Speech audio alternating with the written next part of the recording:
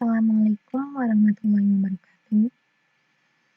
Perkenalkan, nama saya Alia Nur Hafizah dari Fakultas Ekonomi dan Bisnis Universitas Negeri Malang, Prodi S1 Akuntansi 2020. Kali ini saya akan mencoba menjelaskan materi mengenai ikhtiar mewujudkan keluarga berkah yang telah saya pelajari pada mata kuliah Pendidikan Agama Islam.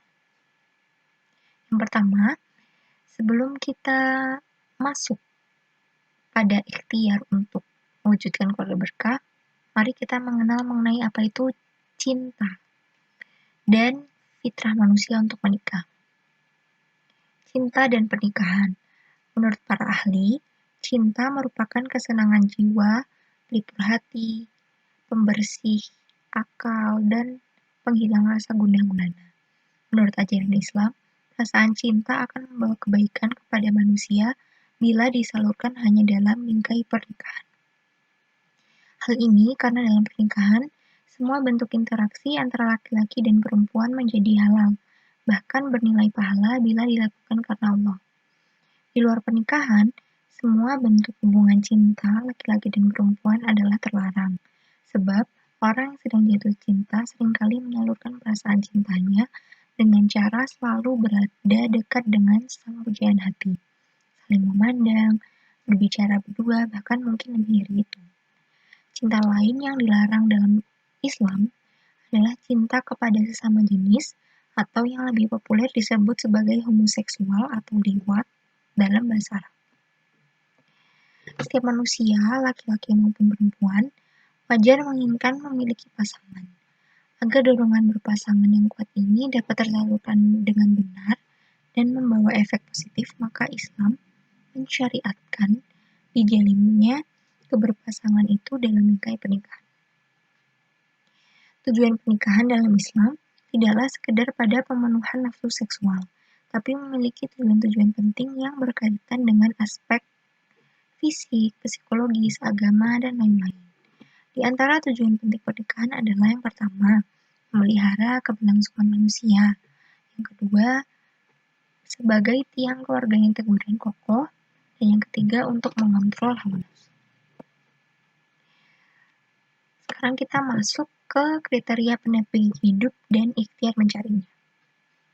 Di dalam agama Islam, variabel yang pertama dan diutamakan dalam mencari pendamping hidup adalah agama, yang satu paket dengan akhlak yang baik. Penyebabnya karena agama dan akhlak yang baik akan membawa ketenangan dan kebahagiaan dunia akhirat pada orang-orang tersebut. Setelah variabel agama dan akhlak, variabel yang boleh menjadi kriteria itu tergantung pilihan tiap orang, karena sifatnya subjektif. Lalu apa sih ragam ikhtiar mencari pendamping hidup? Yang pertama, metode yang jelas dan halal adalah ta'aruf. Adapun pacaran itu tidak perlu dipilih karena jelas haram menurut Islam. Namun, bila ingin memilih metode lain, hendaknya berhati-hati agar tidak melanggar aturan agama. Lalu bagaimana kita menjaga ifah atau kesucian diri sebelum melangsungkan pernikahan? Yang pertama, kita bisa melakukan atau menghindari pacaran. Katakan tidak pada pacaran. Pacaran memang memiliki beberapa keuntungan, tapi keuntungan-keuntungan tersebut faktanya bisa didapat dari orang lain selain pacar, seperti sahabat atau keluarga. Sementara itu, kerugian pacaran justru lebih banyak. Contohnya, pengeluaran bertambah, beternak dosa, sakit hati karena cemburu, ataupun mengurangi waktu berkarya. Lalu, bagaimana sih meraih keluarga berkah dalam bingkai pernikahan? Dalam bahasa Arab, berkah itu bermakna tetapnya sesuatu atau bertambahnya atau berkembangnya sesuatu. Menurut Al-Quran dan hadis, berkah adalah langgengnya kebaikan. Secara garis besar, ada beberapa hal yang harus diperhatikan untuk mewujudkan keluarga yang baik dan mendatangkan kebaikan. Hal-hal itu adalah, yang pertama, sebelum menikah. Apa saja sih bisa dengan cara menata niat menikah, yaitu untuk mencari ridha Allah, tidak berpacaran, memilih calon pendamping hidup yang sesuai dengan pedoman Islam, menyiapkan diri secara fisik dan psikis, serta bermusyawarah dengan orang tua agar memperoleh dukungan. Lalu apa ikhtiar saat akad nikah?